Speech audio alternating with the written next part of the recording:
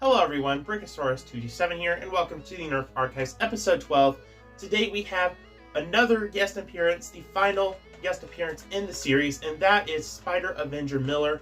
And today he is doing this episode of the Nerf Archives where we will be covering the Dart Zone Max Stryker.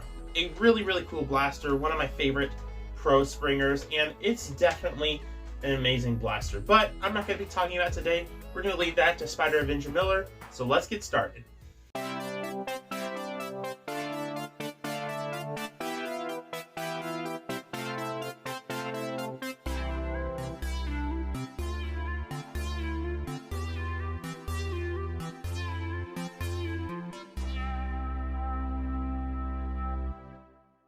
What up, dude bros? Spider Avenger Miller here.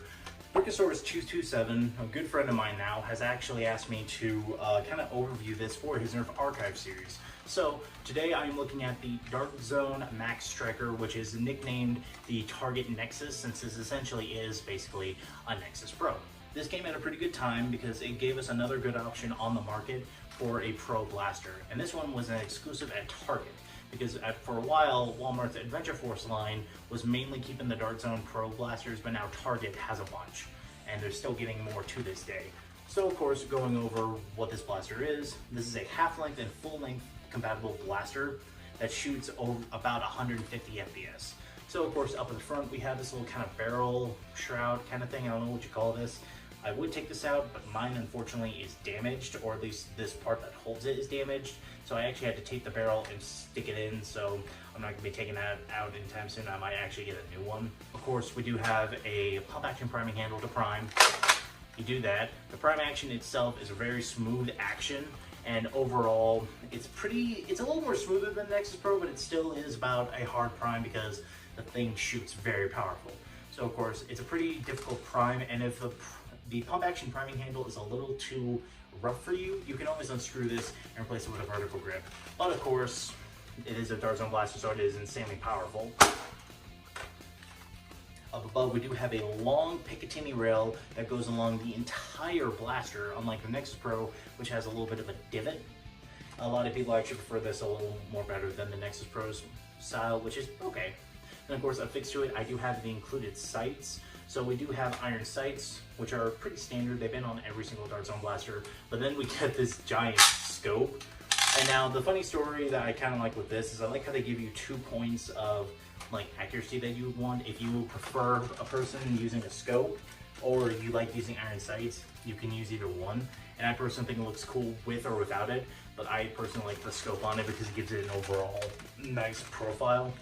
Of course, down below, it is half-length compatible, but also full-length compatible, and right now I have the included 12-round magazine inside of it. I don't have the 12-rounder that came with this, but this is compatible with full-length darts as well. It's compatible with most full-length magazines. Some Nerf magazines are a little hesitant, like 18 Sig Mag, some work and some don't. Drums don't really work well in this. And of course, half-length dart mags, Talons work, Game Face work, Jet Blaster I think works. Pretty much all full-length blast. Half-length magazines, but then of course I will be using mainly this always. Then of course 2 magazine releases, that's pretty much a standard. Now down to the grip. The grip on this blaster, it is a very good grip. I accidentally botched it in my personal review of the Nexus Pro, which you can watch. I'll make sure Brachiosaurus links it in this video. But I accidentally said this was rubber because it kind of feels like rubber, but it's not. It's overall a different grip from the Nexus Pro, but I actually prefer this grip a lot more. It's a very comfy one, that's all I have to say about it. And then of course back to the stock. This is of course a pretty cool stock because of course it is extendable and you can also take it off of course. And then of course that reveals an M4 buffer tube, which you can put on regular Nerf stocks too. Not Nerf stocks, any M4 compatible buffer tube style stocks can be used pretty much like this. And this stock is actually pretty cool. It does have a cheek rest, but also a cool feature, just like the Nexus Pro stock. If you look right there, it actually has O-rings on both sides. It's pretty much so if your O-ring snaps inside this, you have quick access to replace it. And then of course to exchange springs or anything like that, you actually just unscrew right here this little piece and you give it a good twist and you actually have access to your spring. It's a nice little feature that the Nexus Pro gave us, and I'm glad this blaster gives us too. And of course now, showing you how this thing fires. The performance on this thing is insane. Halfling darts get about 150-ish FPS, depending on which ones you use. The ones this blaster comes with, about 157, and then I think Halflings is 147. And then full length compatibility, of course, shoots about 130 with this blaster, and that's overall a very nice option. And then of course, this is picky with certain darts. Not all darts feed through this like well. Every dart feeds through this, but there's some that are a little picky, like darts and waffle darts, because of their fatter head and because of how this barrel is. You're gonna be you gotta be very cautious with what darts you use. The included darts fly very well, but they're very hard to find because they have a very skinny head, and yeah.